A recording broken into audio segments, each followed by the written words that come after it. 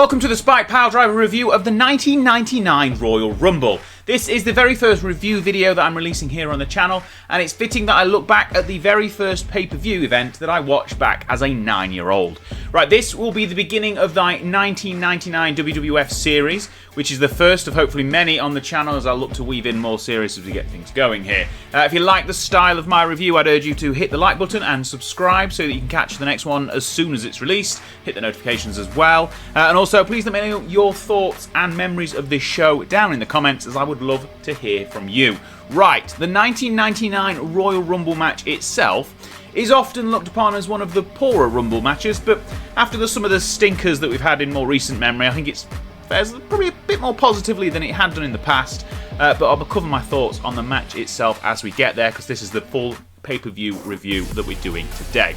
Personally, I've watched this show probably more than 50 times over the last 25 years, and the nostalgia high is real with this one. I definitely think that January 1999 is peak Attitude Era, and if you could stick any Raw on from that month, it would basically be the complete Attitude Era experience, wrapped up nicely in about a 90-minute bow. That bow would probably be a bit drunk and bleeding, but that was the style of the time.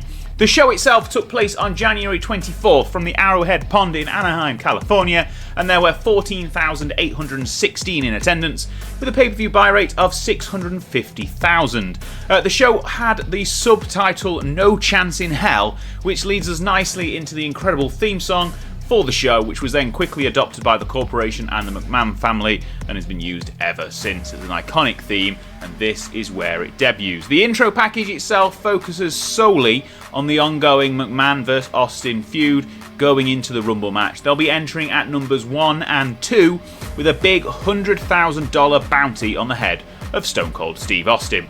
We go into the arena with Michael Cole and Jerry Lawler on the call. Jim Ross is still recovering from his recent bout with Bell's palsy, and they run through the same talking points but also mention that Chyna will be the first woman to enter the Rumble match. Our opening contest is between Road Dogg and the Big Bossman. Rody is wearing the hardcore title around his neck, and he's a big hardcore fish in a big pond, and I'm not sure what that means, but it ain't no LIE. Not a hardcore title match for those interested, but that Outlaws intro gets me every time I hear it, and there's also a perfectly timed air horn at the first lockup, so kudos to that fan. A nice little back and forth brawl between the pair with loads of playing up to the crowd. We get dick shots, nose bites, loads of hardcore teasers. The commentary team mentioned the fact that this could be a hardcore match so many times it makes you wonder why it wasn't just a hardcore match. But Road Dogg even throws a dropkick in for good measure. Now I imagine it wasn't a hardcore match because they're both going to enter the Royal Rumble later on today, so not to tire them out too much. Bossman eventually wears Road Dogg down and focuses on his back. And ultimately that plays into the finish as he snuffs out the comeback with a sidewalk slam on the already damaged back, and it's 1, 2, 3, and that's the first match done. I've got very fond memories of this match and the show as a whole, as you'll probably figure out as we go through this. But I think this is a serviceable opener. The crowd are really into it, and the in-reaction is decent enough for the time. It's by no means a Mac classic, but it had a decent structure, kept the crowd engaged throughout, so there are no complaints from me. Next up, we have a match with their tag team partners going straight at it as well. Double champion Ken Shamrock, so that's our Intercontinental champion and tag team champion, is defending the honour of his kayfabe sister, real life girlfriend, which is not weird at all, Ryan Shamrock, from the ass of Billy Gunn. Oh, he's also defending the Intercontinental title as well. The crowd sing along to the Road Dogg's usual lines from the intro, which is also great, and they pass each other as they go through the entrance way. With all the talk during the intros, I'm expecting plenty of ankle work from Shamrock in this one. And if anyone knows what WPMC is and whether I should or shouldn't be down with it, let me know in the comments, because I can't figure out what it means. The pace that these two start at is noticeably a step quicker than the last match, but maybe that's a bit of a mistake because we drop into a chin lock after about a minute to slow things down. The pace really slows down and the crowd take a bit of a breather as well, so it feels a little bit flat in the middle of the match. We even get a Faymaster that gets no-sold by Cole and Lawler and the crowd mid-match, so I'm guessing that he wasn't using that as his finisher just yet, but it looks cool nonetheless. The match slowly trucks forward, with more and more ankle work being introduced until referee Tim White gets decked and both men go down with a double clothesline, so all three men in the ring are out. Not sure if he was late on the run-in or not, but we seem to be waiting a while until Val Venus hits the ring. He drops Shamrock with a DDT and then scutters out as well. The big Valboski also wants a piece of Kenny's sister, but Gunn can't capitalise as he and the ref were both down, and after that false finish, the real one comes as Mr. Ass misses a top rope axe handle, rolls his ankle, and Shamrock smells blood, locks in the ankle lock, and we are done. The match dragged a little bit in the middle, but again, it was another serviceable bout overall, nothing too bad about it. Crowd went a little quiet after the hot start, but it picked up again towards the when they went towards the outside of the ring, and in particular that finishing stretch with Val's running got the crowd back into things as well. The story running throughout helped it. There was some follow-up later on in the Rumble match between these two as well, and if they weren't pulling double duty, I'd probably be a little bit more sour on this, as both men can and have done better. But as it is, nothing too negative here at all. Same as the first match, really. It's okay, nothing great, but nothing bad. So it's kind of run-of-the-mill average match. We head backstage and Shane McMahon is pumping up his dad, and we get a reminder that Mr. McMahon gave Austin a good slap on Heat earlier tonight.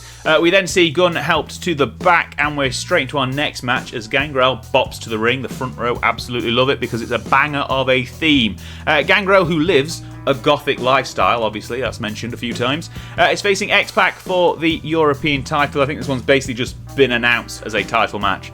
There's not too much of a backstory going into it. Third match and third DX member, so this one really is a bit of a DX showcase, and it's probably why I was such a big DX fan at the beginning of my wrestling fandom. This one is exactly what you'd expect from an Attitude Era mid-card good worker match with lots of back and forth. It's pretty fast-paced, doesn't overstay its welcome, and X-Pac brings out his arsenal of spinning heel kicks. He drops loads of them in there. We get lots of quick covers and kick-outs, and then towards the end of the match we get a big botch, or was it a botch? We're not quite sure, are we just covering for it? But Teddy Long makes a mistake as a crossbody off the top gets a 3 count, but it's not a 3 count. It's then sold as a 1 count followed by a 2 count as the competitors just continue to roll through. Whatever really happened, the match carries on regardless. Nobody really sells it. A small section of the crowd get on at Teddy for making a mistake, and King quickly tries to explain it away as that aforementioned 1 count for X-Pac, 2 count for Gangrel. But whilst that's happening, we get a pretty cool X-Factor that he jumps up and hits Gangrel with from a standing position, and the champ retains just like that. For some reason, we then get a replay of that crossbody, and it definitely sounds like Teddy Long counts to 3, but never mind. I'm not sure quite why we show the replay, but we do, and it just looks even worse the second time around. It's the best in-ring action so far. There was no let-up in pace, and not really much in the way of storyline though, which runs this one down a little bit, which probably puts it on par with the first 2 matches again. Pretty average, nothing great, nothing bad, nothing to complain about, nothing to shout home about. All 6 men are in the Rumble later, so you've got to think there was some degree of holding back going on, particularly with the 2 title matches. And if we put that match at the beginning, the first match as a hardcore match, got the 4 competitors in the next 2 matches a little bit more amped up and not in the Rumble match, if the depth of the card was better, then these 3 matches would have been an improvement. But never mind. To continue the DX theme of the first hour, Kevin Kelly is stood with Triple H, Chyna, Road Dogg, and then X-Pac, who stumbles in out of breath because he's just come from the ring. DX are basically a tight family, and they all want the title shots and the money, so it's every man for himself and woman. Some really dodgy music brings out Shane McMahon, and Shano is personally invested in our next match. He introduces the challenger as the lovely Luna, and it's a little bit of an odd dynamic between these two. They don't look suited at all. I'm not quite sure if they were going for some sexual chemistry between them or not, but it doesn't work. Shane cuts a promo over some footage from Heat where Luna attacked Sable and gave her chronic back injury. He calls on Sable to then forfeit the match and the title tonight, and Sable then hobbles down, simply says, "Ring the bell," and gets no reaction to that comment. But our match is underway, and it's a strap match, apparently, which they hadn't mentioned until now. You've got to touch all 4 corners to win, and I believe it's all 4 corners uninterrupted, which is what I thought going into the match, but we'll see that doesn't really make a difference to the rules in this one. Basically, this one is lots of whipping and choking with the strap, some passable back work by Luna onto Sable, but it's basically using the strap as a weapon. Considering what we're going to see from the women's division for most of the Attitude Era, this was actually a pretty good match. We get quickly into the finish as Sable is carried around on the back of Luna. She wears a bit like a backpack, and they both touch the first 3 turnbuckles.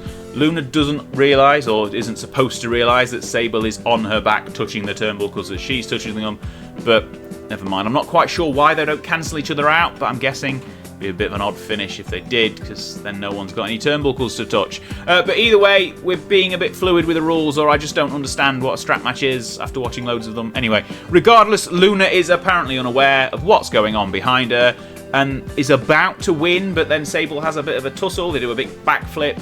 And then Shane, for some reason, jumps on the apron and distracts the referee, which gives that stalker fan the chance to jump up and clobber Luna. Surely it's no disqualification anyway, so we don't need the distraction. But after an absolute age, Sable finally touches the 4th corner and wins the match. Shane is pissed off and storms away from the ring, but it was his fault for causing the distraction, so who is he mad at, apart from himself? Anyway, Sable retains. We get a decent, for the time at least, women's match, but it's easily the worst match of the night. Still, nothing too offensive or negative about it. I can't give any down marks on this because it was a pretty decent match for what it was. We then go backstage for a very brief glimpse of Bossman, Shamrock and Test of the corporate team talking strategy, but we cut straight away from that before we see anything really, back to King and Cole. It's then time for the WWF title match. We get a lovely hype package which focuses on how we got from the turn of the year to where we are now. Basically, we see after Mankind won the title on January 4th, we see how he refused to give The Rock his title match until basically The Rock said he quit trying to get Mankind to give him a match, and that piqued the attention of the champion, who's a bit of a sadist, and said, yes, I accept. It's a great rivalry that really built Mankind into a main eventer, and we're probably about the halfway point. It began back at Survivor Series and basically runs until WrestleMania 15. But let's get strapped in for this one. Pun for the strap match intended. But before we do, The Rock and his sideburns are then interviewed by Michael P.S. Hayes, Doc Hendricks, whatever you're calling him. He's befuddled and everything. Drops all his catchphrases and nicknames like you'd expect him to, but there's nothing really here that we haven't heard before. I'm guessing they're just filling a little bit of time to get everything ready for the main event. We do get some footage from Heat where Rock and Mabel, who was returning after some absence, he's a former King of the Ring, you know, they beat up Mankind in a warm-up match, but we're straight into a fist fight as the bell signs. We immediately get the microphone involved. There's some great exchanges where they take turns beating each other up and then trash talking, asking each other if they quit, getting some back chat from the other one. We also spill out outside the ring early on and get a good old-fashioned walk and brawl that's synonymous with an Attitude Era main event. Rock briefly joins commentary, but Cole drops the steel stairs to the back. What a chair shot line, which has always made me chuckle for some reason. It's a steel chair, not steel stairs, but it does bring a smile to my face every time I hear it. Rock does a great sell for the double arm DDT before Socko comes out, and it's honestly been all Mankind in the early part of this match. They go into the crowd and back again before a ring bell spot, which I've not seen before or since, I don't think, where basically Rock holds the ring bell over Mankind's head and smacks it with a hammer a few times. Don't think we've seen it before, but let me know if I've missed something in all of the years of wrestling. Anyway, they go to the Spanish announce table where it collapses before Mankind can get the rock bottom. But anyway, he kind of drops him through the rubble anyway. Some great brawling throughout this one. It's the type of match that doesn't really need to be any more than that though, and the intensity of said brawling does start to ratchet up as we get further into the match. A ladder is introduced and we get a couple of spots with it before The Rock sets it up for its intended purpose, and both men climb up into the crowd before Mankind is knocked off and comes flying down and does some elbow drop on some big electrical equipment. It plunges the arena into darkness, and it's a very effective spot with some great effects to do that plunging into darkness, making it actually look like he's landing on something important. Shano comes out again. He tries to show some compassion, but The Rock is having absolutely none of it. And this is where things go from a bad to worse, and it's a bit uncomfortable viewing 25 years later. Rock handcuffs Mankind and starts absolutely teeing off on him with punches, smashing him into the top turnbuckle. There's a nut shot, a bit of a no-armed comeback, and then the steel chair comes out, and we get a corporate elbow onto it, which only gets a go to hell rock from Mankind, and then 10 or 11 or 12 unanswered, unprotected chair shots to the head. Foley finally collapses on the entranceway, and I believe they were only agreed to do 5 of them, but they'd made it past 5 before they'd even got out of the ring, so things continued getting out of hand. Foley's family, young kids, were in the audience. If you've watched Beyond the Mat, that's hard to watch. Knowing all of this makes this even more difficult to watch. But anyway, he collapses on the entrance ramp, Rock shoves a mic in his face, and we get a definitely not recorded previously "I quit, I quit, I quit" from Mankind, which sounds suspiciously like his Heat promo. But that doesn't matter right now. It's going to play into how we go forward from tonight. But we do have a new WWF champion. Mankind is an absolute warrior. He refuses to go out on the stretcher. We'll see how we go forward with that. Is it really a recording, or did Mankind actually say it? But that'll be covered on Raw going forward. This match is a pretty good brawl, almost a great brawl, despite the last few minutes being uncomfortable and bordering on unwatchable when we know all of what we know now over the last 25 years.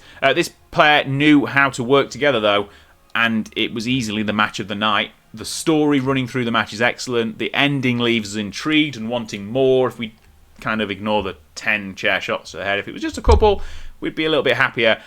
But anyway, we reset and we get a promo for the Rumble match itself, or more accurately, a promo for Austin vs. McMahon going all the way back to Breakdown in September of 1998.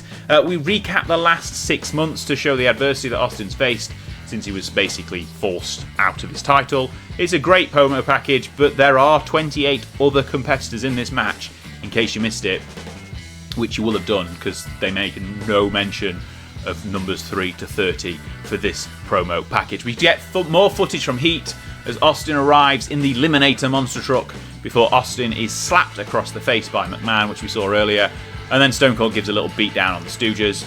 Before we get to Howard Finkel in the ring to run down the rules, and he takes a little while and gets horrendously mocked by Jerry the King Lawler. Now, we know that Austin and McMahon will start the match, and it's a good decision, as this means that the only story that really matters or is at all focused on for the Rumble match will run through the whole match. We get 90 seconds, thereabouts, of Austin kicking McMahon's ass. He goes to throw him over the top rope, but stops so he can beat him down some more.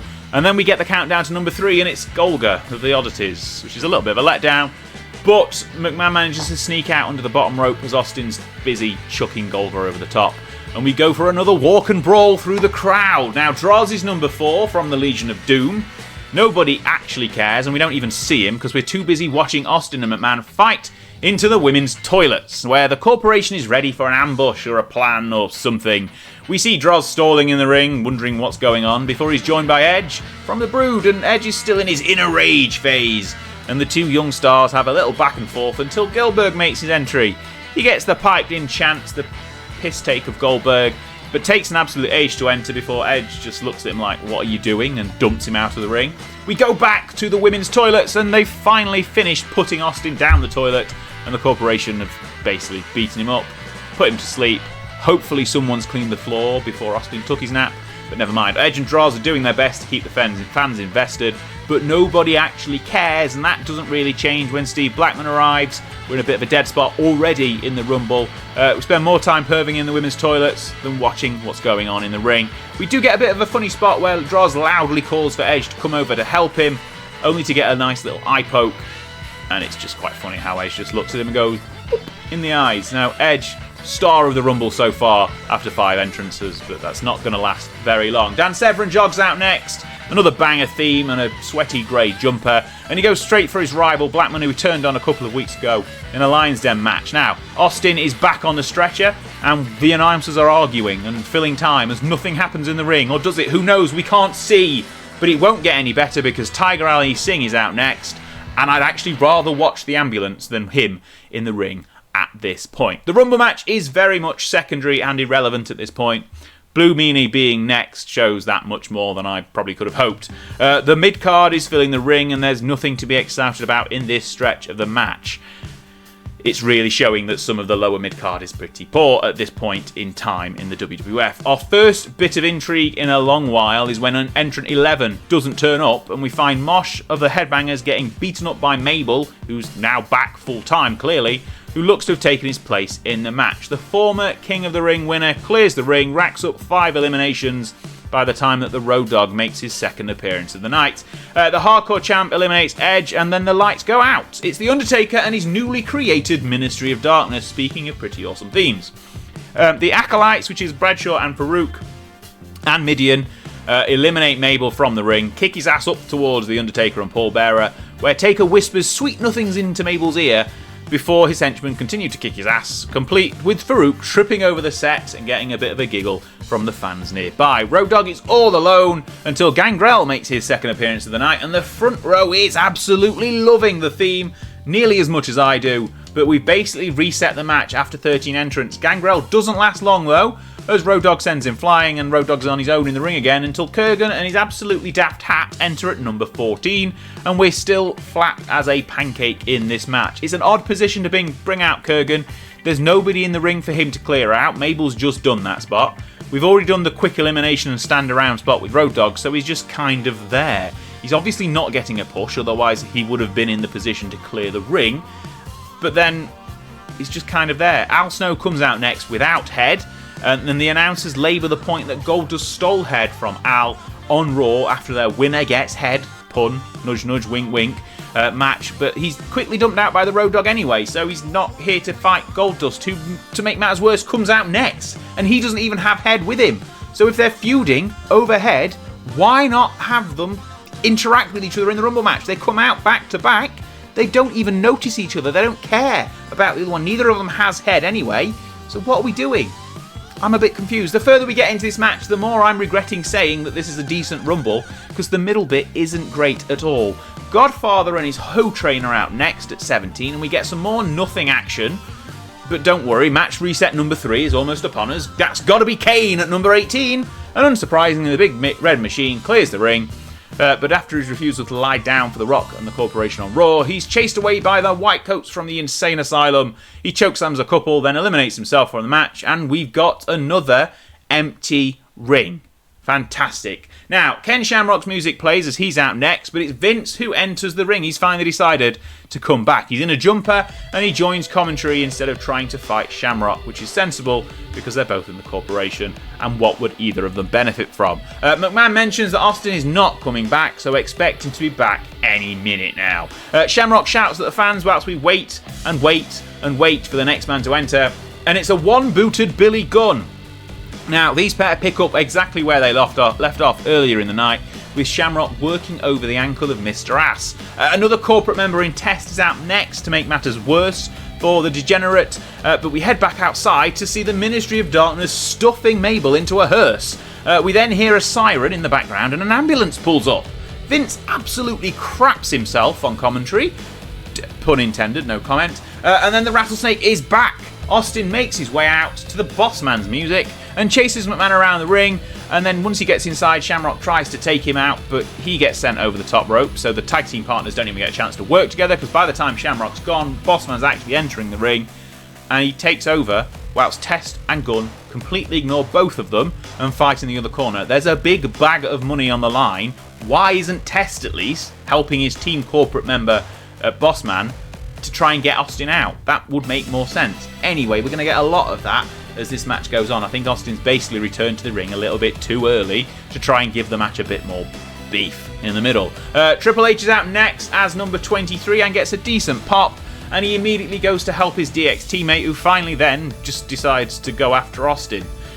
He gets absolutely flattened by a great looking clothesline. He hops into it. Austin takes his head off. And then Val Venus is out next. The match is finally heating up a little bit as we get into this final stretch. But there's a distinct lack of urgency to eliminate Austin. He's just kind of another competitor, and nobody's trying to claim the bounty actively doing much, which you'd kind of expect there to be at some stage, particularly when there's more people in the ring, because the fewer people there are, the more chance Austin's got of taking them on one-on-one and eliminating them, because, you know, he's a main eventer, he's a former champion, he's probably better, quote-unquote, than most of the people in this match, so team up and get him out. Makes sense. Gunn gets eliminated by Austin, and then for some reason Bossman and Test start working together with Austin to try and eliminate Triple H. That doesn't make any sense. Austin's right there. There's a big bag of money. King is not particularly chuffed with the decision on commentary either. Anyway, X-Pac is out next, and the European champion is apparently the lightest Rumble entrant ever at £210. And despite that sounding like a complete lie, I had a quick look. It might actually be true up to this point, but probably only for another 5 entrants, because China, who's coming out at number 30, surely is lighter than X-Pac. Anyway, Austin gets booted out through the ropes, but completely ignores McMahon and jumps straight back in, only for X-Pac to deck him with his 10th spin kick of the night. Sexual Chocolate Mark Henry is out next. He's still wearing his Nation of Domination gear, and we get the Sammy was a man line from King when we're talking about Henry and his exploits with the ladies. He's tried to claim he's done China, but he hasn't, and that kind of got exposed as a lie, and then we heard about Sammy's penis. There's a bit more of a stall and brawl in the match as we kind of just fill time until Jeff Jarrett's out next. X-Pac kicks Triple H's head off to sell the everyman for themselves angle, but nobody really sells it. We get it mentioned once by commentary, and then Triple H just gets back up and carries on. I'm not really sure who it was, but there's an audible "if I throw you, can you hang on" comment from someone. I think it sounded like Triple H, but I'm not sure. If you can pick out and when you watch it, let me know in the comments. We get D'Lo Brown out at 28 before Test, and then X-Pac are thrown from the ring to thin the field a little bit. We then have Jarrett and Bossman teaming together, even though we've been told several times tonight that they'll have a match for the tag titles tomorrow night on Raw. Triple H then shucks Jarrett out unceremoniously, just as his tag team partner Owen Hart makes his entrance. Another case of they could have teamed together to do something. There's a bit of an interaction between tag partners and people who are feuding, which is just missing in this match. Austin then finally decides to go after Vince McMahon. He throws some water on him and then gets back into the ring. Why didn't he just grab him, throw him in, throw him out? Done. Either way, Chyna's here and the field is set with number 30. She goes straight after Mark Henry, throws out Sexual Chocolate and celebrates for far too long, and Austin just clothesline her out and we're down to 6 men in the ring. Simple as that. Chyna does not last very long at all. Hunter then throws out Val Venus before getting a Stone Cold Stunner for his trouble and eliminated himself. So Austin, D'Lo, Owen and Bossman are the final 4, but let's not forget McMahon on the outside at the announce table still, so it's actually still 5. Owen gets chucked out pretty quickly after that, and it's really cool to see that D'Lo Brown gets the rub of being in the final 4 and hanging with Austin. This could quite easily have been Triple H or even X-Pac or someone from Team Corporate being in the final 4. He's hanging with Austin for a few seconds at least before he gets thrown out. And then Austin clotheslined the Bossman out, and we're quickly down to the final 2 because it's Austin against McMahon once again. Now Austin heads out and goes for Vince, and they fight over the announce table before he goes into the front row. I don't think many Rumble matches have ever spilt out into the crowd, so this is unique in the very least. But they don't stay there for long. We pick up right up from where we were 50 minutes ago, with Austin kicking Vince's ass, including a very tasty looking chair shot on the outside that The Rock would have been proud of, before he rolls him into the ring, and we get a desperation low blow that leaves both men down for a minute. Austin then hits the stunner and we look done, but here comes the new WWF champion, speaking of The Rock.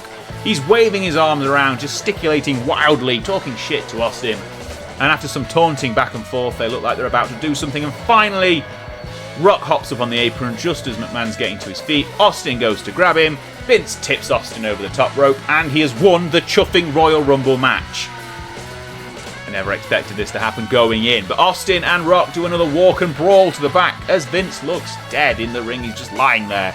No chance in hell plays. Shane and the Stooges arrive, lift him up, and celebrate with some beer, and that's the end of that. Vince is going to WrestleMania, baby! This is such an odd show. Honestly, this is such an odd show to try and rate overall because it's such a product of its time. And out of context, watching it 25 years later, it probably doesn't hold up that well. But if you were watching it live, it's probably amazing.